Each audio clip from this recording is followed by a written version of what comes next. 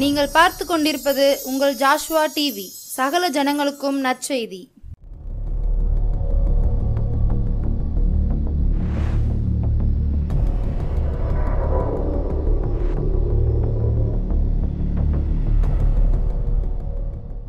இருந்தவாறு தலைகளை தாழ்த்தி நாம் செபிப்போம். நேசிக்கிற நல்ல தகப்பனே, இந்த நல்ல வேளையிலும் கூட உடைய நல்ல சமூகத்திலே நாங்கள் வந்திருக்கிறோம் ஐயா. இம்மட்டும் தகப்பனே, உடைய பாதத்தில் வந்த எல்லா மக்களுக்கும் அமைதியையும் ஆண்டவரே பேர் இன்பத்தையும் கொடுக்கிற ஆண்டவருடைய அன்பு சமூகத்தில் நாங்கள் வந்திருக்கிறோம். எங்களை வழிநடத்த வேண்டும் என்று செபிக்கிறோம். எங்களை காத்து கொள்ள வேண்டும் என்று செபிக்கிறோம். இப்பொழுதும் நீர் எங்களோடு பேச வேண்டும் என்று செபிக்கிறோம். உடைய நல்ல சத்தம் எங்களை இருதயங்களிலே தொனிக்க வேண்டும் என்று செபிக்கிறோம். இயேசுவின் நாமத்தில் செபிக்கிறோம் நல்ல பிதாவே, ஆமென். இந்த நல்ல வேளையிலும் கூட ஜாஷ்வா டிவி நேயர்கள் யாவருக்கும் இயேசு கிறிஸ்துவின் இனிதான நாமத்தினாலே, அன்பான நாமத்தினாலே உங்களுக்கு வாழ்த்துதலையும் வணக்கத்தையும் கூறிக்கொள்வதிலே மிகுந்த சந்தோஷம் அடைகின்றேன். தேவசேனை ஜெப ஐக்கியத்தின் சார்பிலே ஜீவ வார்த்தை நேரத்தின் வழியாக உங்கள் அத்தனை பேருக்கும் அன்பான வாழ்த்துக்களை நான் கூறிக்கொள்ளுகின்றேன். கடந்த வாரத்திலே நாம் சிந்தித்தோம், தேவன் நம்மை விசேஷித்த விதமாய் கர்த்தரை அழைத்திருக்கிறார். இந்த உலகத்தில் படைக்கப்பட்ட எல்லா மக்களையும் பார்க்கும் பொழுது நமக்கு இருக்கிற அமைதி, நமக்கு இருக்கிற சமாதானம், நமக்கு இருக்கிற சந்தோஷம் வேறு யார்கிட்டையும் இருக்காது பிரியமானவர்களே. ஏன்னா பணம் இருக்கும், எத்தனையோ பல மாடிகள் கட்டி வீடுகள் வைத்திருப்பாங்க, பல தொழில்களில் உயர்ந்திருப்பாங்க, சிறந்திருப்பாங்க. இப்போ நம்ம பார்க்குறோம் அதானி அம்பானி இப்படிப்பட்டவர்களெல்லாம் பார்க்கும் பொழுது அதிகமாக உயர்ந்திருக்கிறாங்க. ஆனால் அவங்கள கூப்பிட்டு ஒரு நிமிஷம் நீங்கள் கேட்டு பாருங்கள், சந்தோஷம் இருக்கா ஐயா, சமாதானம் இருக்கா ஐயா, படுத்தா தூக்கம் வருதா ஐயா, ஒரு ஆள் காவலுக்கு இல்லாமல் ஒரு குறுக்கா இல்லாமல் அந்த வீட்டுக்குள்ளே படுத்து தூங்கிடுவீங்களா ஐயா? முடியாது. ஏன்னா அவங்க மனசில் சமாதானம் இல்லை. அன்பு தேவ பிள்ளைகளே, ஆனால் நம்முடைய வாழ்க்கையில் நமக்கு ஆண்டவர் மிகுந்த சந்தோஷத்தை, மிகுந்த சமாதானத்தை தேவன் நமக்கு கொடுத்திருக்கிறார். இப்போ என் வாழ்க்கையில் எத்தனையோ நெருக்கங்கள் உண்டு, எத்தனையோ கவலைகள் உண்டு, எத்தனையோ பாடுகள் உண்டு, எத்தனையோ பிரச்சனைகள் உண்டு. ஆனால் 10:30 மணி 11 மணிக்கு நான் படுத்த உடனே ஆண்டவர் நல்ல உறக்கத்தை கட்டளையிடுவார். காலையில் நான் எழ வேண்டிய நேரத்திற்கு தான் எழுவேன். ஏன்னா அவ்வளவு அமைதியை ஆண்டவர் கட்டளையிட்டிருக்கிறார். இந்த அமைதியை எத்தனையோ மனிதர்கள் பணம் கொடுத்து வாங்குகிறதை பார்க்கலாம். சிலரை பார்த்திங்கன்னா தூக்கத்துக்கு மாத்திரை போட்டால் தான் தூக்கம் வரும். ஆனால் அன்புக்குரியவர்களே, ஒரு துண்டை விரித்து படுத்தா கூட நமக்கு நல்லா தூக்கம் வருது. ஏன் தெரியுமா? தேவன் நம்ம மேலே அன்பாக இருக்கிறா. பணத்தால் அல்ல, நம்முடைய பலத்தால் அல்ல, கர்த்தர் நம்ம மேலே வச்சிருக்கிற கிருபை பிரியமானவர்களே. அந்த கிருபையை ஒரு நாளும் மறந்து போகாதீங்க. அவ்வளோ அன்பாக இருக்கிறார் நம்ம மேலே, அவ்வளவு அன்பு வைத்திருக்கிறார், அன்பாக இருக்கிறார் நம்ம மேலே. ஆகவே கடந்த வாரத்தில் நாம் சிந்தித்தோம், விசேஷித்தவர்கள் என்று சிந்தித்தோம். இந்த வாரத்திலும் கூட அதன் தொடர்ச்சியாக விசேஷித்தவராக தேவன் நம்மை நினைப்பதற்கு காரணம் என்ன? அப்படி விசேஷித்தவர்களாக உருவாக்கின இன்னொரு மனிதரை நாம் வேதத்திலே 1 நாளாகமத்தின் புஸ்தகத்தில் 1 நாளாகமம் 17ஆம் அதிகாரம்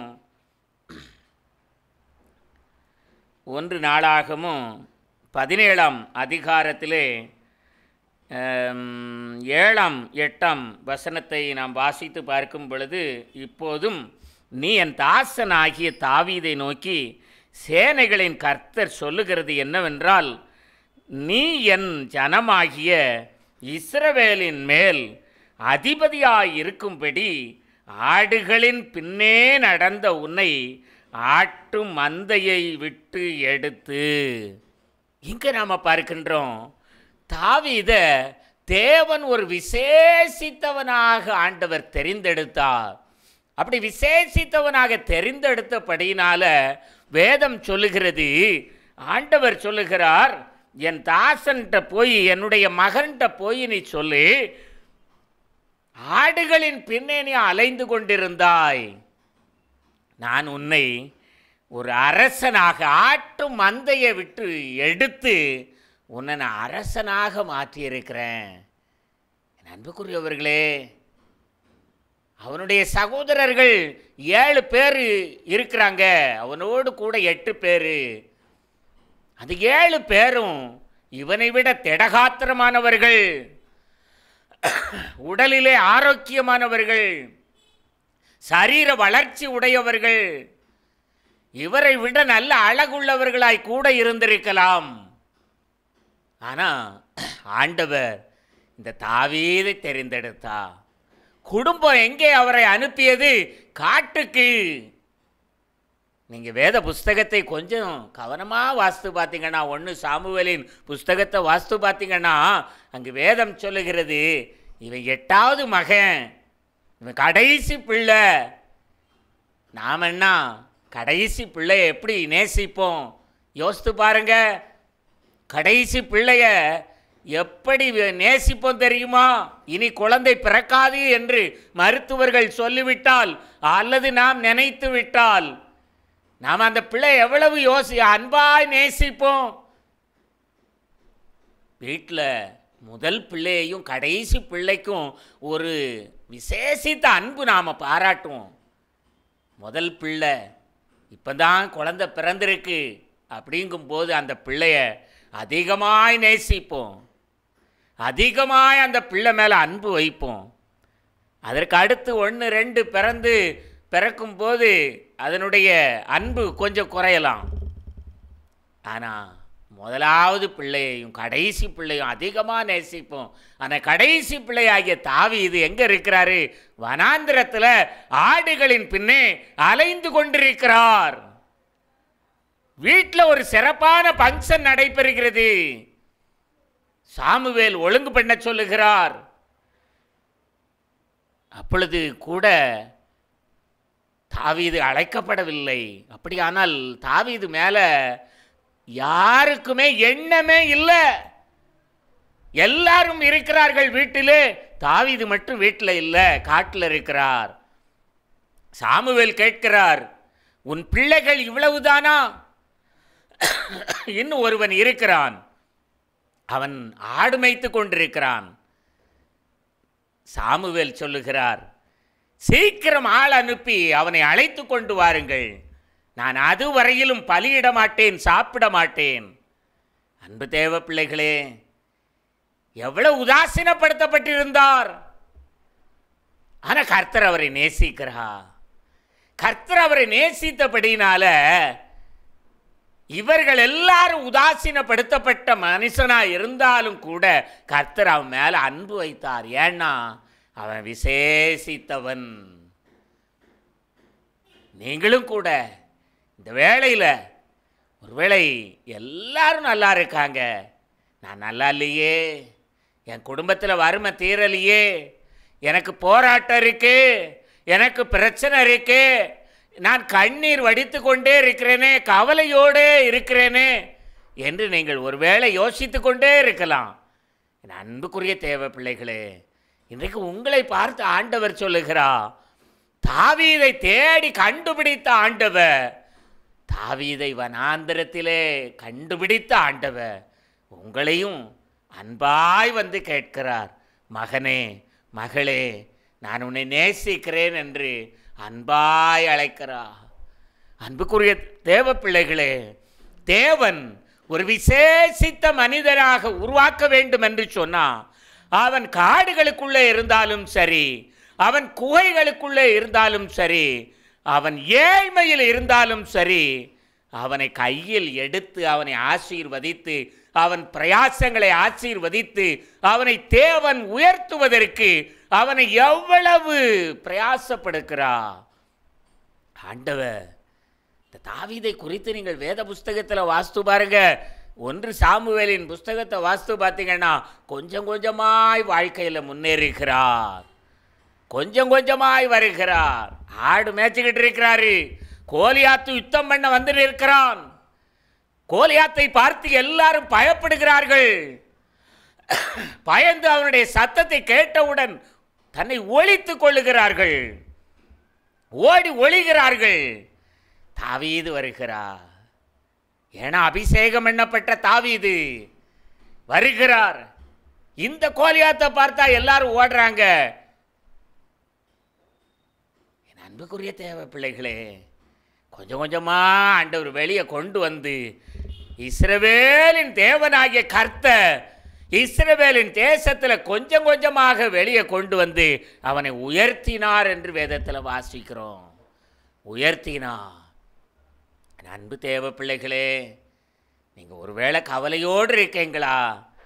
ஆண்டவர் உங்களை விசேஷித்த விதமாக இன்றைக்கு தெரிந்தெடுத்திருக்கிறார். பிரியமானவர்களே, விசேஷித்தவன் நீ, விசேஷித்தவன் நீ, விசேஷித்தவள். தாவீதை அப்படித்தான் விசேஷித்தவனாக ஆண்டவர் உயர்த்தினார், உயர்த்தினார்.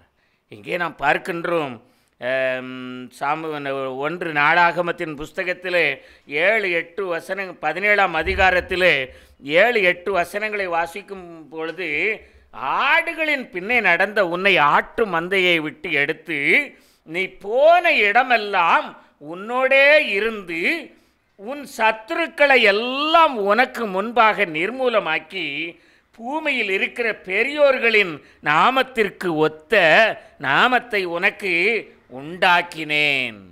அன்புக்குரிய தேவ பிள்ளைகளே, ஆண்டவர் தெளிவாய் சொல்லுகின்றார், நீ போன இடமெல்லாம் உன்னோடே கூட நான் இருந்து.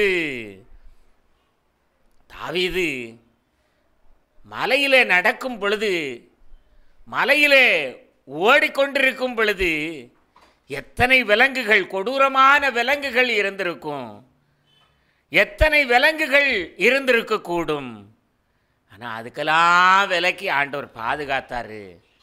ஏன்னா இவன் விசேஷித்தவன், இவனை தேவன் ஆசீர்வாதமாய் வைக்க வேண்டும் என்று தெரிந்தெடுக்கப்பட்டவன். இவன் இன்னைக்கு வேண்டுமானால் ஆற்றின் பின்னே ஒரு மேய்ப்பனாக அலைந்து கொண்டிருக்கலாம்.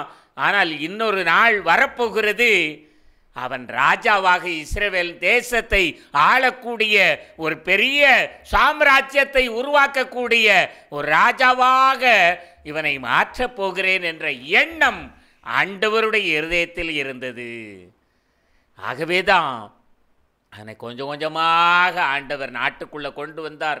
காட்டுக்குள்ள அலைந்தவனை ஆண்டவர் நாட்டுக்குள்ளே கொண்டு வருகிறார். நாட்டுக்குள்ளே கொண்டு வந்து கொஞ்சம் கொஞ்சமாக தேவன் மக்களுடைய கண்களுக்கு முன்பாக நடமாட வைத்தார், அவனை உயர்த்தினார். அன்புக்குரிய தேவ பிள்ளைகளே, இன்றைக்கு ஒருவேளை நம்மை பார்க்கும் பொழுது நாம் எண்ணப்படுவதற்கு நம்மகிட்ட ஒன்றும் இல்லாமல் இருக்கலாம். நம்மை பார்க்கிறவர்கள் நம்ம ஏளனமாய் எண்ணிக்கொண்டிருக்கலாம். ஆண்டவர் சொல்லுகிறா, நீ என்னுடைய பிள்ளை, நீ வேதத்தை வாசித்தால், நீ செபித்தால், கர்த்தருடைய கண்களுக்கு முன்பாக நீ நின்று கொண்டே இருப்பாயானால் நீதான் விசேஷித்தவன், நீதான் விசேஷித்தவள்.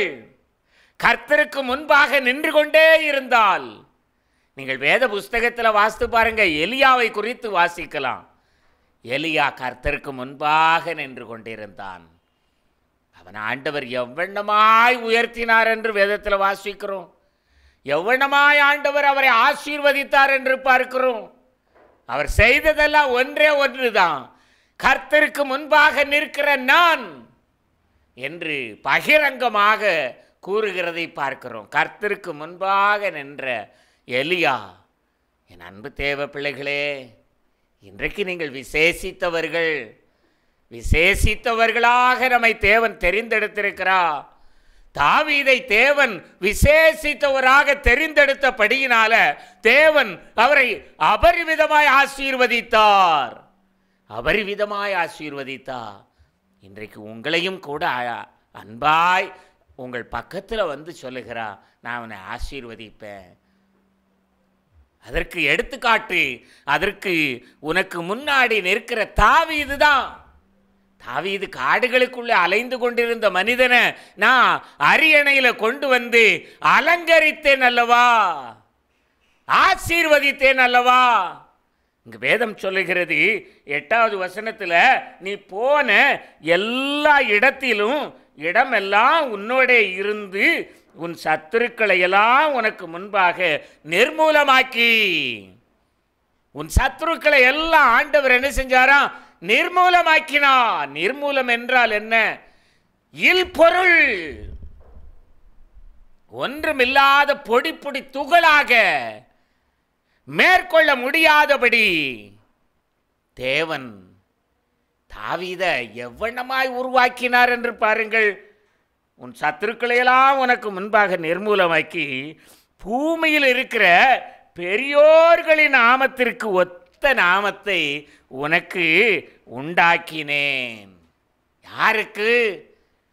ஆட்டுக்கு பின்னாடி அலைந்த, குடும்பத்தால உதாசீனப்படுத்தப்பட்ட, குடும்பத்தால எண்ணமற்ற போன ஒரு மனிதனை ஆண்டவர் சொல்லுகிறார், பூமியிலே பெரியோர்களுக்கு ஒத்த நாமத்தை உனக்கு நான் உருவாக்கி இருக்கிறேன். அன்பு தேவ பிள்ளைகளே, தேவன் இன்றைக்கு நம்மை பார்த்து சொல்லுகின்ற அன்பான வார்த்தை, நீ விசேஷித்த பிள்ளை, நீ விசேஷித்த மகன், எனக்கு பிரியமான பிள்ளை.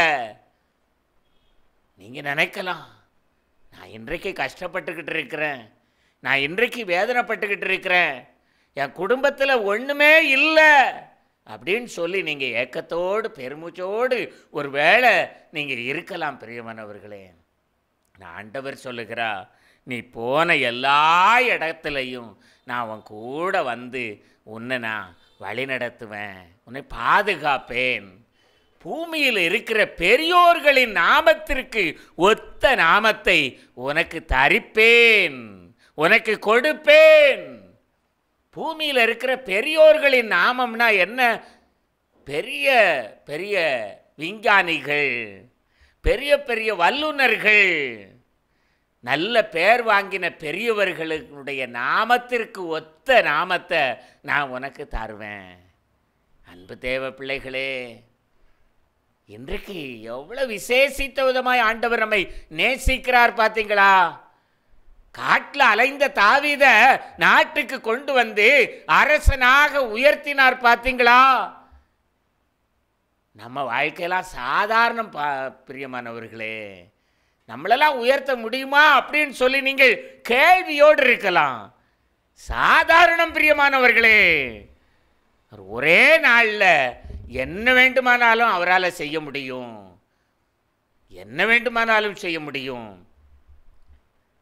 அவர் அவ்வளவு அற்புதமானவர், அவர் அதிசயமானவர். அவருடைய செயல்கள் ஆச்சரியப்படத்தக்க விதமாயிருக்கும்.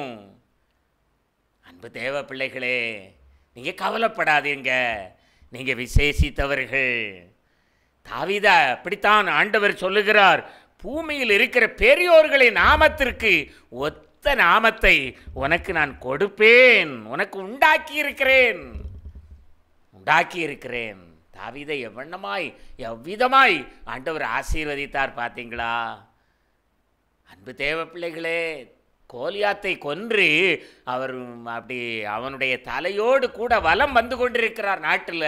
அப்படி வலம் வந்து கொண்டிருக்கும் பொழுது பெண்களெல்லாம் சொல்லுகிறார்கள், சவுல் கொன்றது 1000, தாவீது கொன்றது 10000 என்று கூறுகிறார்கள், பாடுகிறார்கள். அன்பு தேவ பிள்ளைகளே, எவ்வளவு மகிமையான ஆண்டவர், எவ்வளவு மகிமையாய் வெற்றி சிறக்க வைத்தார். தாவீதின் பலத்தினாலா கோலியாத் கொல்லப்பட்டான்? இல்லவே இல்லை, கர்த்தரே அதற்கு உதவியாயிருந்தார். கர்த்தர் தான் கோலியாத்தை அடித்தார். தாவீது அதற்கு ஒரு ஏவு கணையாக இருந்தார். இன்றைக்கு நமக்கு முன்னாடி பெரிய பிரச்சனையாக இருக்கலாம், பெரிய பர்வதம் போல பிரச்சனை இருக்கலாம். பயப்படாதீங்க, ஏசப்பாவை நோக்கி பாருங்க, ஏசப்பாவை மட்டும் பாருங்க. அவருடைய அன்பு முகத்தை மட்டும் பார்த்து, ஏசப்பா என்மேல் கிருபையாயிரும் என்று கெஞ்சுங்க. அவருடைய சமூகத்தில் நீங்கள் ஜெபம் பண்ணுங்க.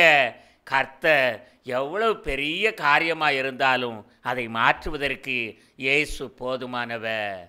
எவ்வளவு பெரிய வியாதியாக இருந்தாலும் இயேசு மாற்றுவதற்கு அவர் போதுமானவராக இருக்கிறார். இந்த ஆண்டவருடைய அன்பு சமூகத்தில் அவர் சொல்லுகிற ஒரு அன்பான வார்த்தை என்னன்னா, நீ என் பார்வைக்கு விசேஷித்த பிள்ளை, நீ விசேஷித்தவள், நீ விசேஷித்தவன். தாவீதுக்கு இப்படியெல்லாம் நான் செய்தனே, உனக்கு செய்யாமல் இருப்பேனா? உன் மேலே அன்பு கூறாமல் இருப்பேனா? உன் கடன் அடைப்பதற்கு நான் உதவி செய்யாமல் இருப்பேனா? உன் வியாதியை நீக்காமல் நான் இருப்பேனா? உன் பிள்ளைகளை ஆசீர்வதிக்காமல் நான் இருப்பேனா? ஒன்றுக்கு உதவாத தாவீத நான் உயர்த்தினேன் அல்லவா? குடும்பத்தாரால் உதாசீனப்படுத்தப்பட்ட தாவீதை நான் ஆசீர்வதித்தேன் இல்லையா? உன் பிள்ளைகளையும் ஆசீர்வதிப்பேன், உன் குடும்பத்தையும் நான் ஆசீர்வதிப்பேன். நீ எண்ணுகிறபடியெல்லாம் நான் செய்வேன். நீ என் பிள்ளையாய் மட்டும் இரு. நீ இருந்தால் நான் உன்னை ஆசீர்வதிப்பேன். நீ விசேஷித்த பிள்ளை, நீ விசேஷித்த பிள்ளை. இருந்தவாறு தலைகளை தாழ்த்தி ஜெபிப்போமா? அன்பு நிறைந்த ஆண்டவரே, இந்த இரக்கமுள்ள வேலைக்காக உமக்கு நன்றி சொல்லுகிறோம். அப்பா, இந்த வேளையிலும் கூட உம்முடைய நல்ல பொற்பாதத்தில் எங்களை தாழ்மையோடு அர்ப்பணிக்கிறோம். ஆண்டவரே, நாங்கள் விசேஷித்தவர்கள் என்று எங்களை பார்த்து நீர் சொல்லுகிறீரப்பா. நாங்கள் விசேஷித்தவர்களாக இருப்பதற்கு இயேசப்பா, நாங்கள் உம்முடைய அடிச்சுவடில் உம்முடைய அன்பான வார்த்தையில் நாங்கள் மனமகிழ்ச்சியாக இருக்கணும் அப்படின்னு சொல்லி நாங்கள் சிந்தித்தோம். தாவீது ஒவ்வொரு நிமிடமும் கர்த்தாவே உம்மை நோக்கி பார்த்தபடியினால அவரை ஆசீர்வதித்தீங்கப்பா.